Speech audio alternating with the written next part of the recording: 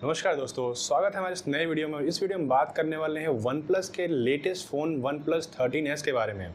तो जी हाँ दोस्तों, वन प्लस भी आ चुका है मार्केट में अपने एक कॉम्पैक्ट फ़ोन के साथ। जैसे कि आप जानते हैं कि कॉम्पैक्ट फ़ोन का एक ट्रेंड चला हुआ है। ये ट्रेंड आईफोन ने स्टार्ट किया, फिर सैमसंग ने एस सीरीज़ लॉन्च किया और अब वन प्लस 13S के साथ मार्केट में आ चुका है। और ये एक फ्लैगशिप फ़ोन है, मतलब इसका आप प्राइसिंग सेगमेंट देखेंगे ना तो ये 50,000 के ऊपर लाइक करता है। इसके दो वेरिएंट्स आएंगे। जो पहला बेस वेरिएंट है वो आता है आपका 54,999 रुपीज़, जो कि आता है आपका 12 GB प्लस 256 GB। दूसरा वेरिएंट इसका आता है 12 प्लस 512 GB के साथ, जो कि आता है आपका 59,999 रुपीज़। मुझे ऐसा लगता है कि इसका एक तीसरा वेरिएंट भी होना चाहिए था, जो कि आपका 8 प्लस 256 GB होना चाहिए था, जो कि आपका 50,000 से ये नीचे लॉन्च कर सकते थे। क्योंकि जो ये प्राइसिंग सेगमेंट होता है और जो ये कॉम्पैक्ट फ़ोन है, ये गेमिंग रिलेटेड टारगेटेड नहीं है। इसको आप जो प्रीमियम सेगमेंट के लोग होते हैं वो लेना चाहेंगे, और प्लस डे टू डे जो टास्क हैं वो ज़्यादातर यूज़ करने वाले लोग लेंगे। तो मुझे लगता है कि 8 GB रैम जो होता है वो आपका day to day task run करने के लिए सफिशिएंट होता है। तो इनको एक 8 प्लस 256 GB वेरिएंट भी लॉन्च करना चाहिए था। अगर इसके हम लुक की बात करते हैं तो जैसा कि आप देखते हैं कि आज के डेट में एक टर्म है इंस्पायर्ड।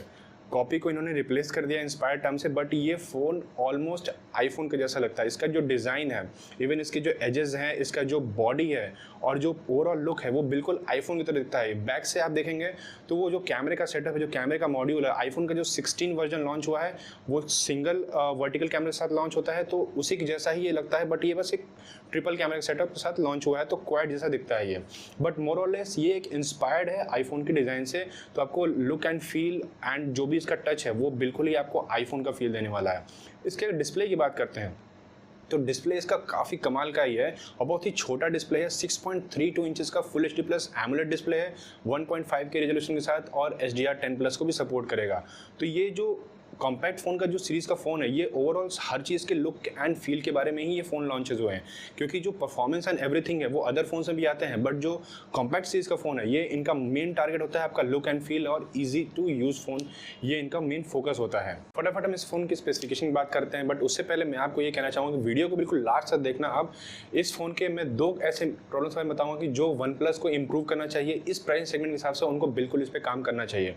तो अगर मैं इसके स्पेसिफिकेशन की बात करते हैं तो इस फ़ोन में टॉप नॉच प्रोसेसर लगा हुआ है, जो कि है स्नैपड्रैगन का 8 एलीट प्रोसेसर। ये एक लेटेस्ट प्रोसेसर है, और जो भी अभी सैमसंग या फिर जो भी वन प्लस के जो भी जितने टॉप नॉच फोन्स हैं, जो 1 लाख या उससे ऊपर के फोन्स हैं, उन सब में यही प्रोसेसर लगा हुआ है। तो इन्होंने ये प्रोसेसर जो है वो बिल्कुल टॉप नॉच रखा हुआ है। साथ में आपको जो रैम मिलता है वो DDR5X रैम मिलता है, और UFS 4.0 का स्टोरेज मिलता है। तो प्रोसेसर वाइज उन्होंने कोई कमी नहीं छोड़ी हुई है। लुक की बात करते हैं तो लुक का जैसे मैंने आपको बताया कि ये बहुत ही कॉम्पैक्ट, मतलब ये 6.32 इंचेस का डिस्प्ले और फ़ोन है, बट आपको इन हैंड जो फील होगा ना वो बहुत ही छोटा फील कराएगा। आप इजीली आप एक हाथ से इस फ़ोन को यूज़ कर पाएंगे, and that is all the purpose of compact phones. मतलब कॉम्पैक्ट फोन्स का काम ही ये होता है कि आपका ये इजी टू हैंडल हो। ये फ़ोन आपको 3 कलर्स में अवेलेबल होगा। जो पहला कलर है वो एक ग्रीनिश कलर है, दूसरा कलर आपका लाइट पिंक शेड में आता है, और जो तीसरा कलर है वो डार्क ग्रे कलर में आता है। ये फ़ोन में आपको एक VC चैम्बर कूलिंग भी मिलेगा। VC चैम्बर कूलिंग इसलिए दिया जरूरी भी होता है कॉम्पैक्ट फोन्स में, क्योंकि इसमें हीटिंग इशूज़ ज़्यादा हो सकते हैं, क्योंकि फ़ोन काफ़ी कॉम्पैक्ट होता है उतनी बड़ी बैटरी के साथ, तो हीटिंग इशूज़ हो सकते हैं। तो इसलिए कूलिंग चैम्बर देना काफ़ी ज़रूरी चीज़ है, जो कि इसमें प्रेजेंट है। और फाइनली बात करते हैं तो वन प्लस का जो अलर्ट स्लाइडर, जो लेजेंडरी, जो बहुत टाइम पहले से चला आ रहा अलर्ट स्लाइडर है, वो फाइनली जा चुका है, और अब वन प्लस लेके आ चुका है एक टैप फीचर। जी हाँ दोस्तों, लेफ्ट साइड में एक टैप बटन होगा जिसको आप टैप करके मल्टीपल पर्पस के लिए आप यूज़ कर सकते हैं। ये आपकी स्क्रीन पे आपको दिख पा रहा होगा। ये आप इसको कस्टमाइज़ करके आप अपने हिसाब से जो भी आप टास्क करना चाहते हैं उसके लिए आप इसको सेट कर सकते हैं। और जी हाँ दोस्तों, जैसे कि मैंने बताया, ये आईफोन से कॉपीड नहीं है, ये आईफोन से इंस्पायर्ड है। तो ये आईफोन से इंस्पायर्ड होकर इन्होंने ये सेम फीचर लाया और अलर्ट स्लाइडर को टाटा बाय बाय कर दिया है।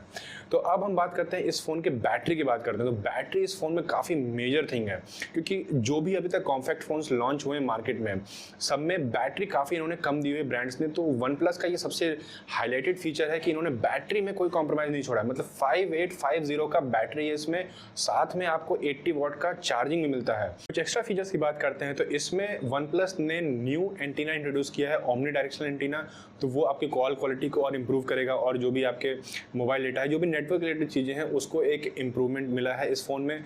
आपको इसमें एक्वा टच 2.0 मिला है, तो जैसे अगर पानी के ऊपर कुछ छींटे वीटे पड़ गए हैं तो पहले फ़ोन में क्या होता है कि टच आपका काम नहीं करता था। इस फ़ोन में ऐसा नहीं होगा क्योंकि लेटेस्ट एक्वा 2.0 टच मिल रहा है, तो आपका जो टच है वो काम करेगा। साथ में अगर आप जानते हो कि वन प्लस में बहुत सारे ग्रीन लाइन इश्यूज़ आए थे, तो इन्होंने वन प्लस ने life time green line issues के लिए वारंटी कवर की है, तो वो एक बहुत ही बढ़िया चीज़ काम किया है इन्होंने।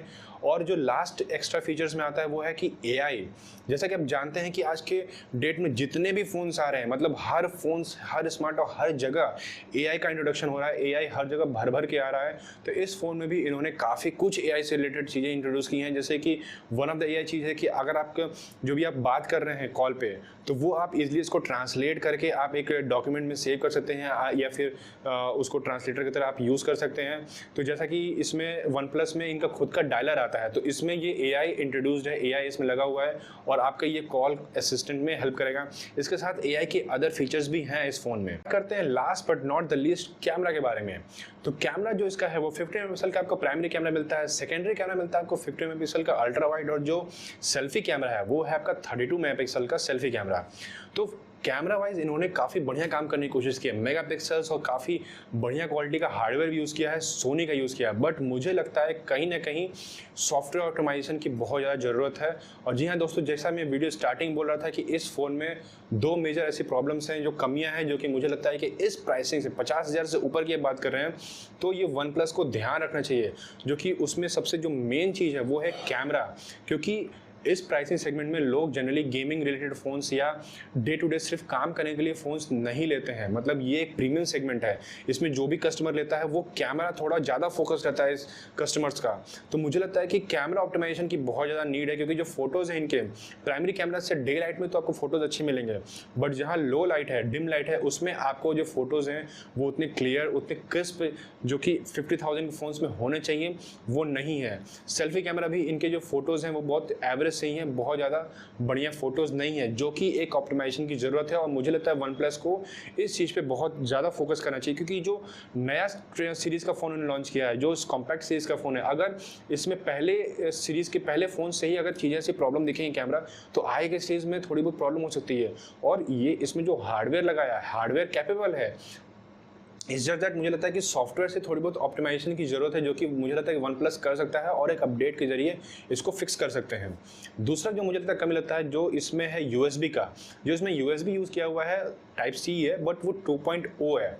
मतलब 50,000 से आप ऊपर की बात कर रहे हैं, आपको USB 3 देना चाहिए एटलीस्ट। मतलब डेटा ट्रांसफ़र आप बात करेंगे, फिर जो भी चीज़ होंगे उसमें आपको बहुत ज़्यादा लैग देखने को मिलेगा, कि USB 2.0 जो है वो काफ़ी पुराना USB है। अब मार्केट में USB 3 चल रहा है, तो मुझे लगता है कि उनको USB 3 देना चाहिए। तो ये था मतलब वन प्लस का जो कॉम्पैक्ट सीरीज़ है, उसका पहला फ़ोन वन प्लस 13S के बारे में एक डिटेल्ड वीडियो। आप बताइए कि आपको ये फ़ोन कैसा लगा नीचे कमेंट सेक्शन में। वीडियो अच्छा लगा तो लाइक से सब्सक्राइब करना ना भूलें। मैं मिलता हूँ आपके साथ एक अगले वीडियो में, तब तक के लिए